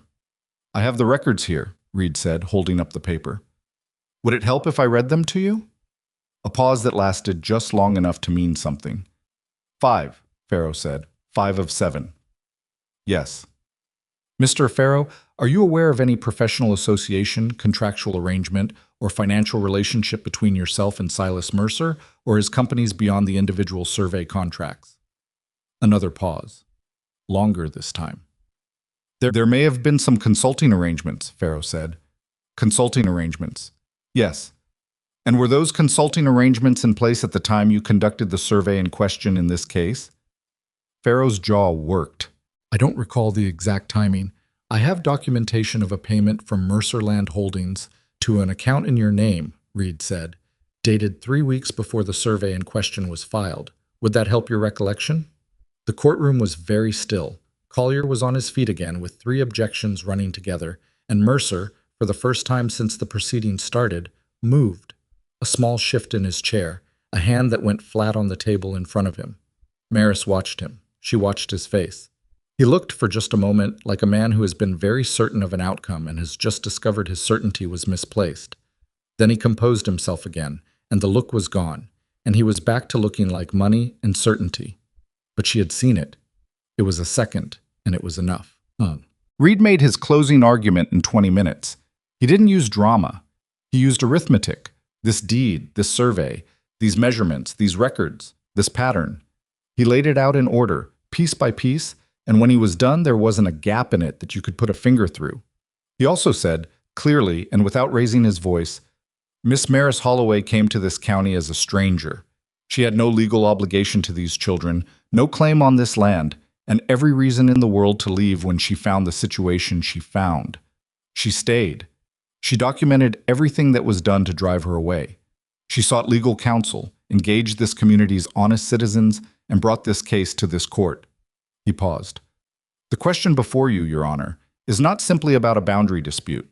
It's about whether the law in this county protects the people it's supposed to protect, or whether it protects the people who can afford to make it work for them. Collier's closing was longer. It was also, Maris thought, more effortful. The effort of someone trying to make 5 into 7 by working the math harder. Judge Hollis said he would take the matter under consideration and issue his ruling in the afternoon session. The room recessed. The 2 hours that followed were the longest 2 hours Maris could remember, which was saying something given the past several weeks. She sat with Reed in the small room off the main hall that he'd managed to secure for their use, and she drank water and looked at the wall and did not talk, because talking required energy she was saving. Gideon sat beside her and also didn't talk, which she appreciated. Abel Morris knocked on the door at one point and stuck his head in. For what it's worth, he said, Farrow looked like a man who just remembered he's mortal. He nodded and left. Harvey Witt came by and shook Reed's hand. He didn't say anything. He didn't need to. Reed reviewed his notes. He'd done everything he could do. They both knew it, and there was something in the knowing that was neither reassuring nor frightening, just complete. She had prepared everything she could prepare. Whatever the judge decided, she'd left nothing on the table. She thought about Elsa at home with Dora, probably sitting on the kitchen floor with the wooden spoon. She thought about Caleb trying not to pace. She thought about Eli Voss, who had never met her, who had written 3 pages of careful, honest letters, and said he thought she'd be the second kind of woman, the kind who saw what a place could be. She hoped he'd been right. What? When the courtroom reassembled at 2 in the afternoon, the quality of quiet was different than the morning, denser, more concentrated. People had come back with others they'd collected during the recess. The room was fuller than before. Silas Mercer sat at his table with Collier on one side and the second lawyer on the other, and his face showed nothing. Judge Hollis came in, sat down, put on his spectacles, and looked at the papers before him. I'll be brief, he said. This court has reviewed the documentary evidence in this matter and heard testimony from multiple witnesses.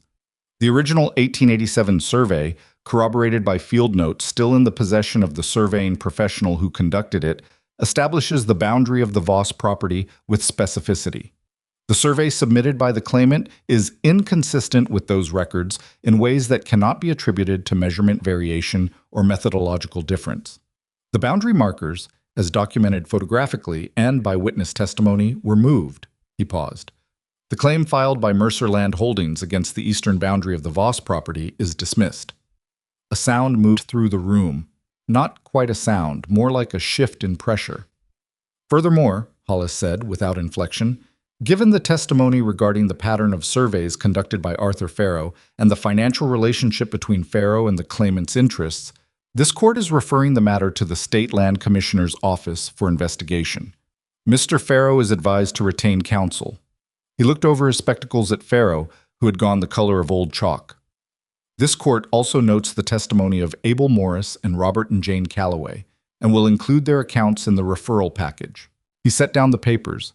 With respect to guardianship, he said, and the room went very still, This court finds that Maris Holloway has demonstrated sustained commitment to the welfare of the minor children of Eli Voss, has provided for their material needs, has acted consistently in their legal interests, and has established a stable household environment.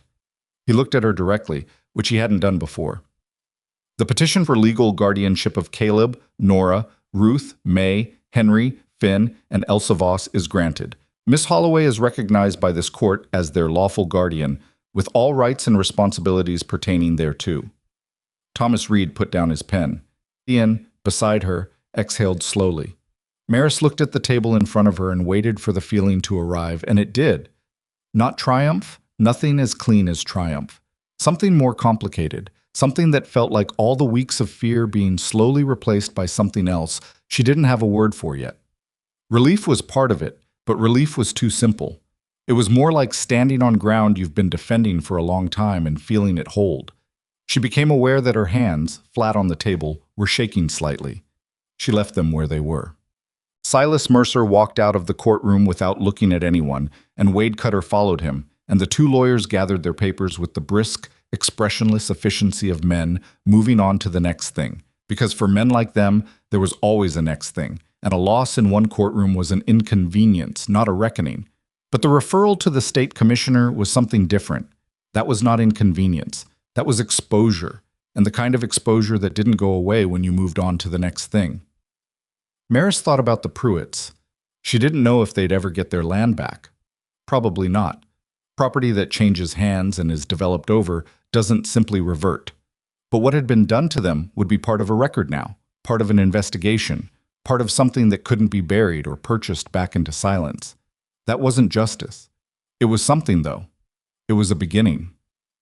At the back of the courtroom, as people were filing out, a man she didn't know approached her, middle-aged, trail-worn, holding a letter in his hand. "Miss Holloway," he said, "my name is James Pruitt. You wrote to my family." She looked at him. "We got your letter the day before yesterday," he said. "We couldn't get here in time to testify, but—" He held out the letter. "We wrote it anyway, in case it helped."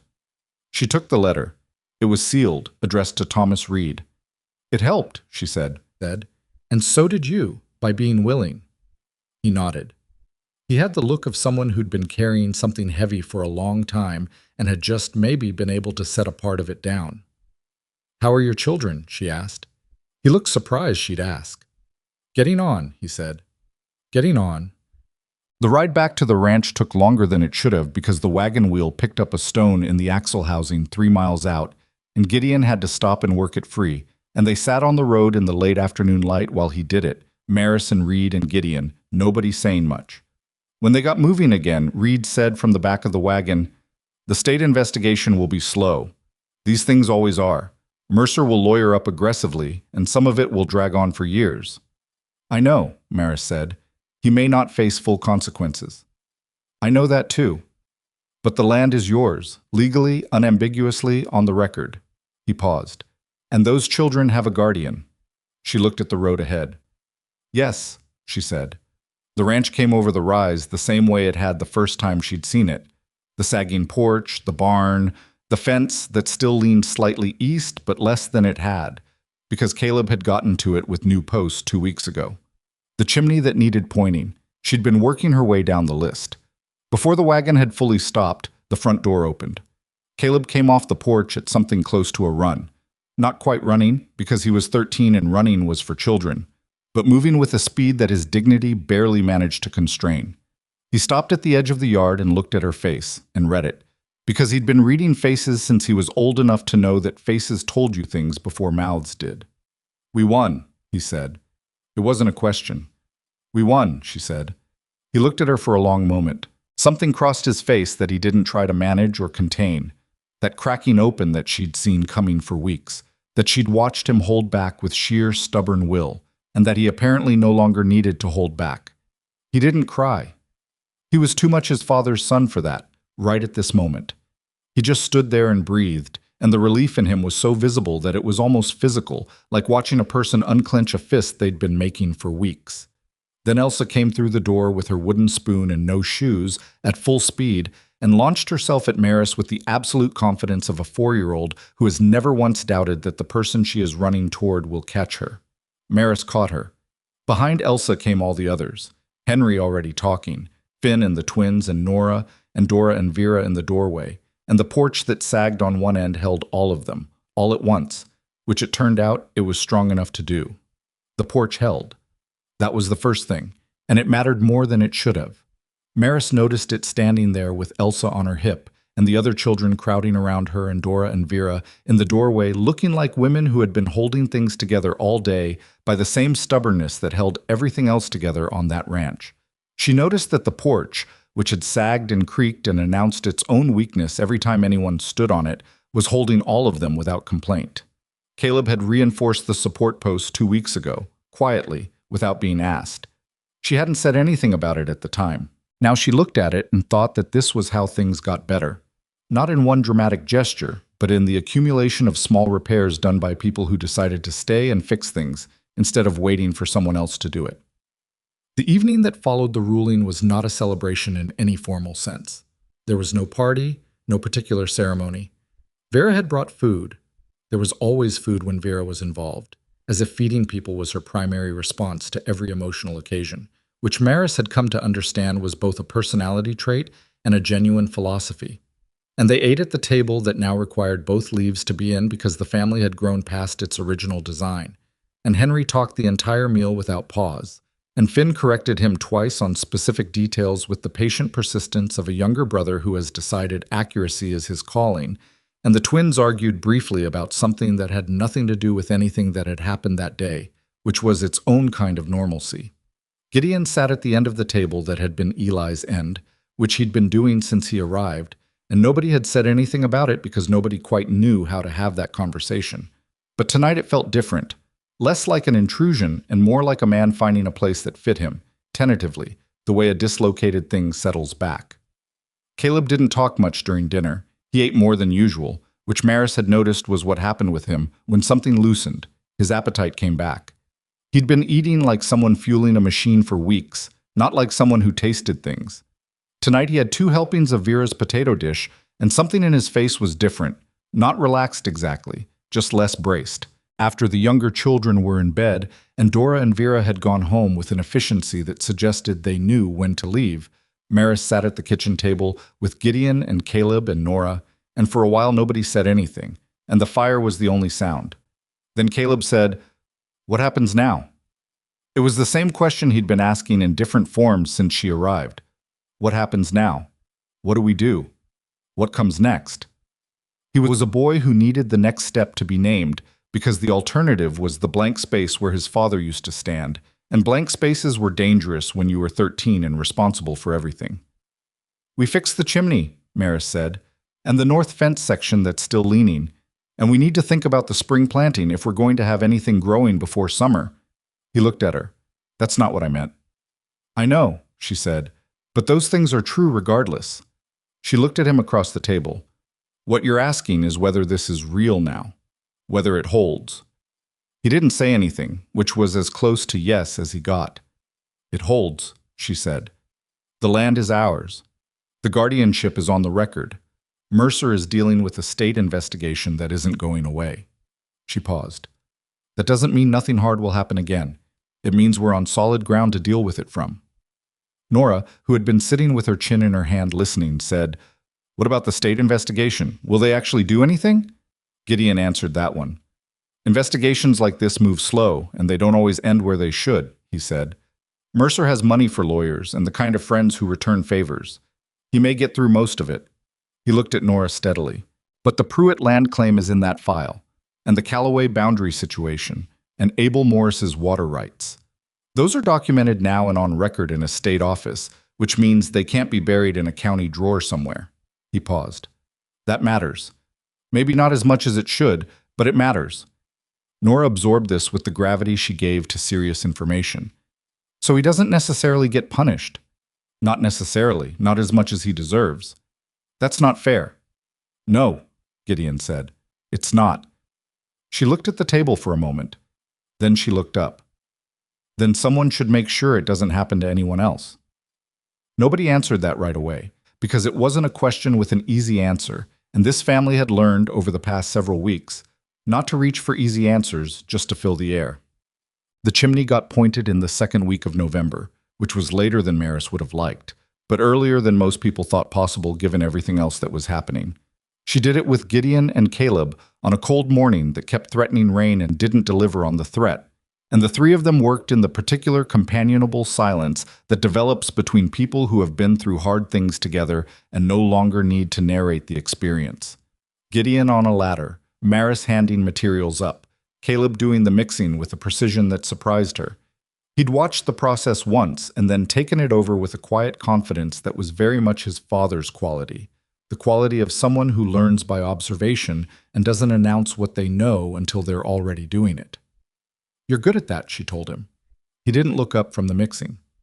"Finn's better with the mechanical things. Ruth's better with the books. I'm better with the physical stuff." He said it without false modesty or any particular pride, just fact sorting the way he did. "You're better with people than you think," she said. He was quiet for a moment. "May says I'm bossy." "May is 8 and not wrong," Maris said. "Bossy and good with people are not mutually exclusive." He almost smiled. It was becoming a more frequent occurrence, the almost smile, which she tracked without commenting on it because commenting would make him self-conscious, and then it would stop. The chimney was finished by noon. It worked correctly, which was more than she'd dared hope given the state of it, and that first fire in the repaired hearth that evening had a quality to it that she couldn't have explained to anyone who hadn't been in that kitchen for the past several weeks. It was just a fire. It was exactly a fire, but it was in a chimney they'd fixed themselves, in a house that was theirs, and Elsa held her wooden spoon toward the warmth like she was warming the spoon specifically, and Henry said the fire looked different than usual, and he was not wrong. The letter from the State Land Commissioner's office arrived in early December, addressed to Thomas Reed, who forwarded a copy to Maris with a note that said simply, "Investigation formally opened. Pharaoh has retained counsel. This will take time, but it has teeth." She read it at the kitchen table and then put it in the oilskin folder with everything else. And the folder was getting thick now, thick with the accumulated documentation of everything they'd been through, the deed, the surveys, the photographs, Reedy's filings, the guardianship order, Hollis's ruling, and now this. Evidence of a fight that had started before she got here and would continue after the investigation resolved. However, it resolved. She kept the folder in the drawer of Eli's desk, which had become her desk by the ordinary accumulation of use. She thought about Eli sometimes, not with grief exactly, because she hadn't known him, but with a kind of respectful curiosity about who he'd been. The children gave her pieces of him without meaning to. Caleb's quiet stubbornness, Nora's watchfulness, the twins' completely different approaches to every single problem, Henry's particular joy in describing the world, Finn's hands that knew how things fit together. 6 different people, and somewhere in all of them, the shape of the man who had written her 3 honest pages and said he thought steady was worth more than sweet, out here. She thought he'd been right about that too. Christmas was complicated. She hadn't thought much about it, being occupied with chimneys and fence posts and legal correspondence, and then suddenly it was 2 weeks away and the children were thinking about it. In the way children think about things they're not sure they're allowed to want, sideways, indirect, not committing to hope, in case hope turned out to be unavailable. May mentioned it first, in the way May mentioned things, which was by talking about something adjacent until the actual subject became unavoidable. She talked about what Christmas had been like the year before, and the year before that, and what their mother used to make, and what their father used to do with the tree. And she talked about all of this in the tone of someone telling a story that belongs to the past, as if she had already decided that those things were over. Maris listened to all of it and then said, "What kind of tree did your father get?" May looked up. "A big one, as big as he could fit through the door." "Then we'll need to find one as big as he could fit through the door," Maris said. "Caleb, you and Gideon had better go tomorrow." May stared at her. "What?" Maris said.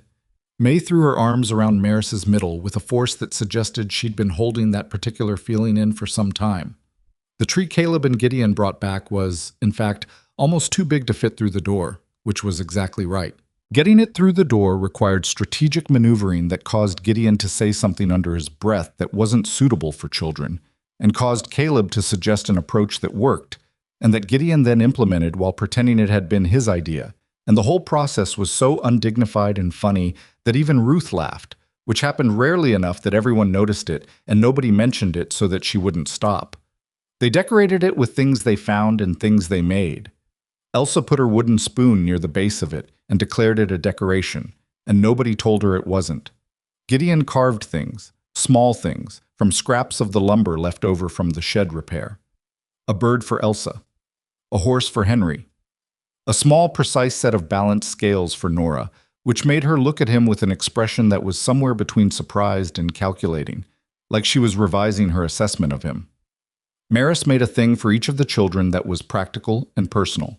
New gloves for Caleb, a proper sewing kit for May, who'd been using a bent needle and thread from a spool so old the color had faded, a book of field drawings for Finn, who had started sketching the mechanical workings of things he found interesting. For Ruth, she found, through Vera, a collection of correspondence about a famous legal case from 20 years prior, the kind of case where someone had fought a wrong in court and won. Ruth opened it and read the first 3 pages before she'd finished unwrapping it. For Nora, she found a journal, good paper, proper binding. She gave it without explanation, and Nora took it and held it for a moment and looked at her. To keep track of things, Maris said. Like evidence, Nora said, like whatever you need it for. Nora held the journal against her chest for a moment. Then she put it carefully on the table beside her plate, as if it were fragile, which it wasn't, but which was how you treated something you intended to take seriously. January brought a cold that settled into the bones of the house and required constant attention to the woodpile, and Maris spent the first 2 weeks of the new year in the daily arithmetic of frontier winter. How much wood, how many animals needed extra feed, which fence section wouldn't survive another hard frost, what could wait and what couldn't. It was the kind of work that didn't pause for reflection, which she found she didn't mind. She'd always been better at motion than at stillness. Gideon had been staying. That was the fact of it, and they'd both been aware of it without discussing it directly. That he was here, that he was working, that he'd taken on the North Pasture and the livestock management without being asked to, and that he'd started to know the ranch the way you know something you've decided to keep. He slept in the barn room still, which he'd insisted on, and which Maris had not argued about, partly because the house was genuinely at capacity, and partly because there were things between them that were still being worked out, slowly and honestly, in the way of people who've been through too much together to be careless about the next thing. It was Caleb who said it first, in January, which was typical of him, direct in the way that bypassed the polite approach entirely.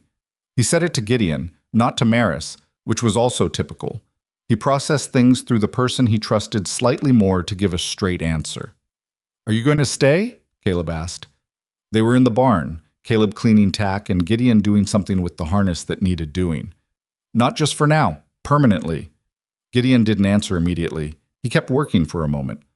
"I'm planning to," he said, "if that's agreeable." "Why are you asking me?" "I'm not, technically. I'm answering the question you asked me." Caleb considered this. "What about Maris?" "What about her?" "She's the one you should be talking to." Another pause. "I know that." "Then why haven't you?" Gideon looked at him. "Some things take more time to say right than other things," he said. "You'll understand that when you're older." Caleb made the face of someone who finds this explanation insufficient but is willing to provisionally accept it. He came and told Maris that same evening, with the particular satisfied efficiency of a boy who has done what he considers a useful thing. "You didn't need to do that," she told him. "Someone had to," he said. "He's been thinking about it so loud for months it was giving me a headache." She laughed. Not the careful, managed version she usually kept for the children, a real one, sudden and unguarded. It surprised her. Caleb looked quietly pleased with himself and went to bed. The conversation with Gideon happened the following Sunday, in the ordinary way of important conversations, not staged, not prepared, but arrived at through the accumulated weight of everything leading up to it. They were walking the east fence together, which they did periodically now to keep an eye on the boundary markers, and the morning was cold and bright, and the creek was frozen solid in most places, and made sounds like something thinking about thawing. He said, "I want to stay." She said, "I know." "I mean permanently," he said. "I mean, I want to be here, for the ranch, for the children." He stopped walking. "For you." If that's a thing you're willing to consider. She stopped beside him. The frozen creek made its sounds. Somewhere above them, a bird Maris couldn't identify was making its case for something. I'm not easy to be with, she said, not self-deprecating, just accurate. I make lists, I wake up early, I have opinions about how things should be done, and I'm not always willing to hear that I'm wrong. I've noticed, he said. You're not uncomplicated either, she said. You ran away from things for 6 years. That doesn't just stop being true because you came back. I know that. And I'm the legal guardian of 6 children, that's not a small thing to walk into. I know what I'm walking into, he said. I've been living in it for 2 months. She looked at him. He looked back. He was not a man who said things to manage her. He was a man who said things because he meant them, and meant them imprecisely, the way people do, not with total certainty, not without the possibility of being wrong, but with the genuine intention that counted. All right, she said. All right, yes, or all right, let's discuss it. All right, yes, she said. But we're doing this slowly, no rushing anything. Slowly, he agreed. They kept walking the fence line, checking the posts, and neither of them said anything more about it for the rest of the morning, because they'd said what needed to be said, and the rest was going to be demonstrated over time, which was the only way it could actually be known. Spring came. The things they'd planted came up, imperfectly and mostly right, and Caleb managed the north pasture with the particular quiet competence of someone who had been watching how ranching was done since before he could name what he was watching. He was 14 in March, and Gideon gave him more responsibility on the spring work, not in a ceremonial way but in a practical one. Here's what needs doing. Here's what I need from you. Tell me if something doesn't make sense. Caleb took it without inflating it, which was the right way to take responsibility. Finn built something that spring. He built it from a diagram he'd sketched and materials left over from various repairs, and what it turned out to be was a more efficient pulley system for the water bucket at the main well, which reduced the effort of drawing water by something Finn estimated at about 1/3. He was 10 years old. He showed it to Maris without fanfare, tested it, and then went on to the next thing. She wrote about it in a letter to Arlen Bates, who'd become a reliable correspondent over the months, and she said, "This boy is going to build something someday that changes how things work." Bates wrote back that he wasn't surprised and that the apple didn't fall far, because Eli Voss had once rigged the most efficient hay loading system in the county, which everyone had copied but nobody had given him credit for. She read that letter at the kitchen table and put it in the folder with everything else. May's cooking improved. That was a journey with stages. There was a period in late winter where she overestimated her competence and produced several meals that were technically edible but required generosity to describe as food, and a period in early spring where she got discouraged and threatened to give it up entirely. Maris sat with her through the discouragement without trying to talk her out of it, because trying to talk someone out of genuine discouragement usually just drives it underground where it gets worse. She let May be discouraged for 3 days and then said, "You want to try that bread again?" And May said yes, and the bread was better, and the period after that was one of steady, imperfect, real improvement. Ruth studied everything. She read whatever Maris could find for her. Law books, newspaper accounts of court cases, whatever Thomas Reed was willing to lend, which turned out to be quite a lot once he understood what he was dealing with. She was quiet about her ambitions in the way of someone who takes them too seriously to talk about casually.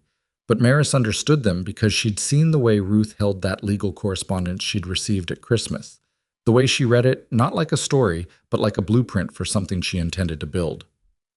One afternoon in April, Ruth came and sat across from Maris at the kitchen table with a deliberateness that meant she had something to say. "I want to be a lawyer," she said, "when I'm old enough." "I know," Maris said. Ruth looked slightly annoyed that this hadn't been a surprise. "You knew?" "Since the Callaway statement. You read it 4 times and then asked Reed 2 questions that I'm not sure he'd fully thought through." Maris looked at her. "You'll be a good one." "How do I start?" "You already started.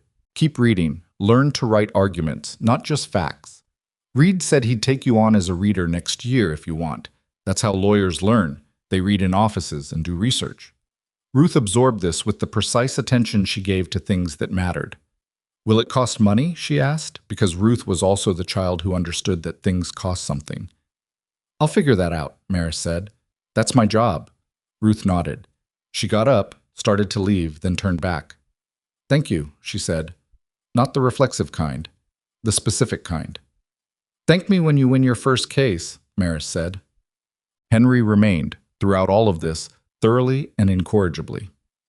Henry, interested in everything, anxious about nothing, narrating the world to himself and anyone within range with an enthusiasm that never seemed to run low. He was the one who told you that a hawk had landed on the east fence post, that the creek was making a new sound today, that Finn's pulley was making a different sound than yesterday, which might mean something. He was not always right about what things meant, but he was reliably paying attention, and paying attention was not a small gift.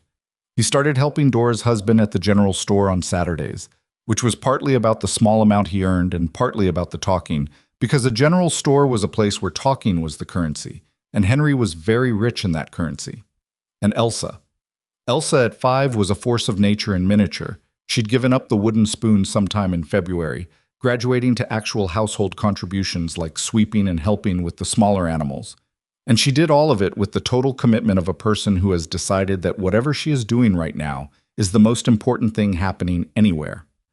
She was also, Maris noticed, developing a talent for appearing at people's elbows precisely when they were sad or frustrated or stuck, and saying something irrelevant and direct and usually exactly the thing that loosened the stuck feeling, not because she understood what was wrong, but because she was paying attention in the simple, uncomplicated way of a small child who had decided the people around her mattered. She was going to be, Maris thought, a remarkable person. She was already a remarkable person. In May, Thomas Reed wrote with an update on the state investigation. Farrow had agreed to cooperate in exchange for reduced penalties and had submitted documentation implicating Mercer in 3 separate incidents of fraudulent survey submission. The state commissioner's office had opened formal proceedings against Mercer Land Holdings. The county official, whose name Abel Morris had given in testimony, had resigned his position quietly in March, which the papers had covered briefly and then moved on from. Mercer himself was fighting it, as Gideon had predicted, with lawyers and delays and the accumulated weight of money applied to the friction of the legal process. It was going to take years. He might not face everything he deserved to face, but the Pruitt case was in the file, and the Calloway case, and 3 others that had come forward after the hearing, after people understood that coming forward was survivable, that someone had stood up first and the roof hadn't fallen in. Reed's letter ended with a line she read twice. I've been practicing law for 22 years. I've met perhaps 4 or 5 clients in that time who understood instinctively that a case is built before you walk into the courtroom, not during. You were one of them. It was a privilege. She put the letter in the folder. The folder was very thick now. What? On a Saturday in June, the whole family, all of them, all 9, went to the creek. It was Elsa's idea originally, proposed with the full administrative force of a 5-year-old who doesn't understand why anything she wants shouldn't immediately happen. She wanted to see the creek when the water was high from the snowmelt, because Henry had described it with such enthusiasm that she had formed a mental image of something extraordinary. It was not extraordinary. It was a creek running higher than usual, clear and cold, moving fast over the rocks. It smelled like cold water and mud and the particular early summer greenness of things growing whether you wanted them to or not. They stood along the bank in various states of attention. Elsa at the edge with her shoes off already despite the temperature, Henry narrating the specific characteristics of this particular section of creek, Finn watching the water with the focused interest of someone thinking about flow rates, the twins doing something upstream that involved rocks and purposes. Maris decided not to investigate too closely. Ruth was writing in her journal. Caleb stood beside Maris and looked at the creek and didn't say anything, which was its own kind of conversation. Gideon came and stood on her other side.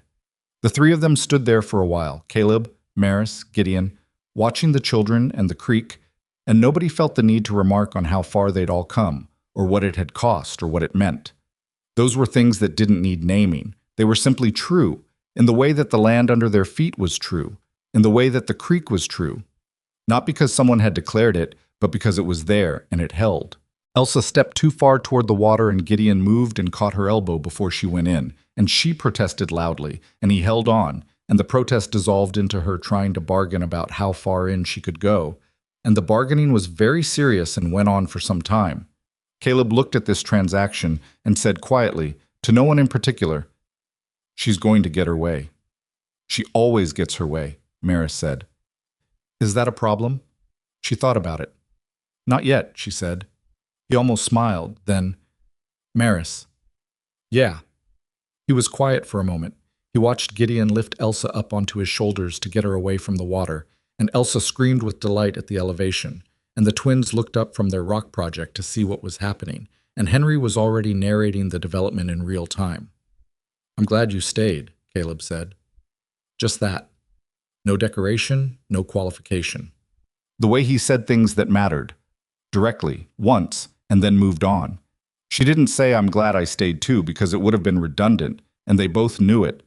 She just stood there beside him and watched the creek and their family being imperfect and loud and alive on the bank of it, and she thought about the train ticket she'd burned in the fireplace on that first cold morning, and she thought about Eli's letters and the word steady, and she thought about all the small repairs and the list on the back of the calling card and the $43 and the oilskin folder now thick with evidence of everything they'd survived.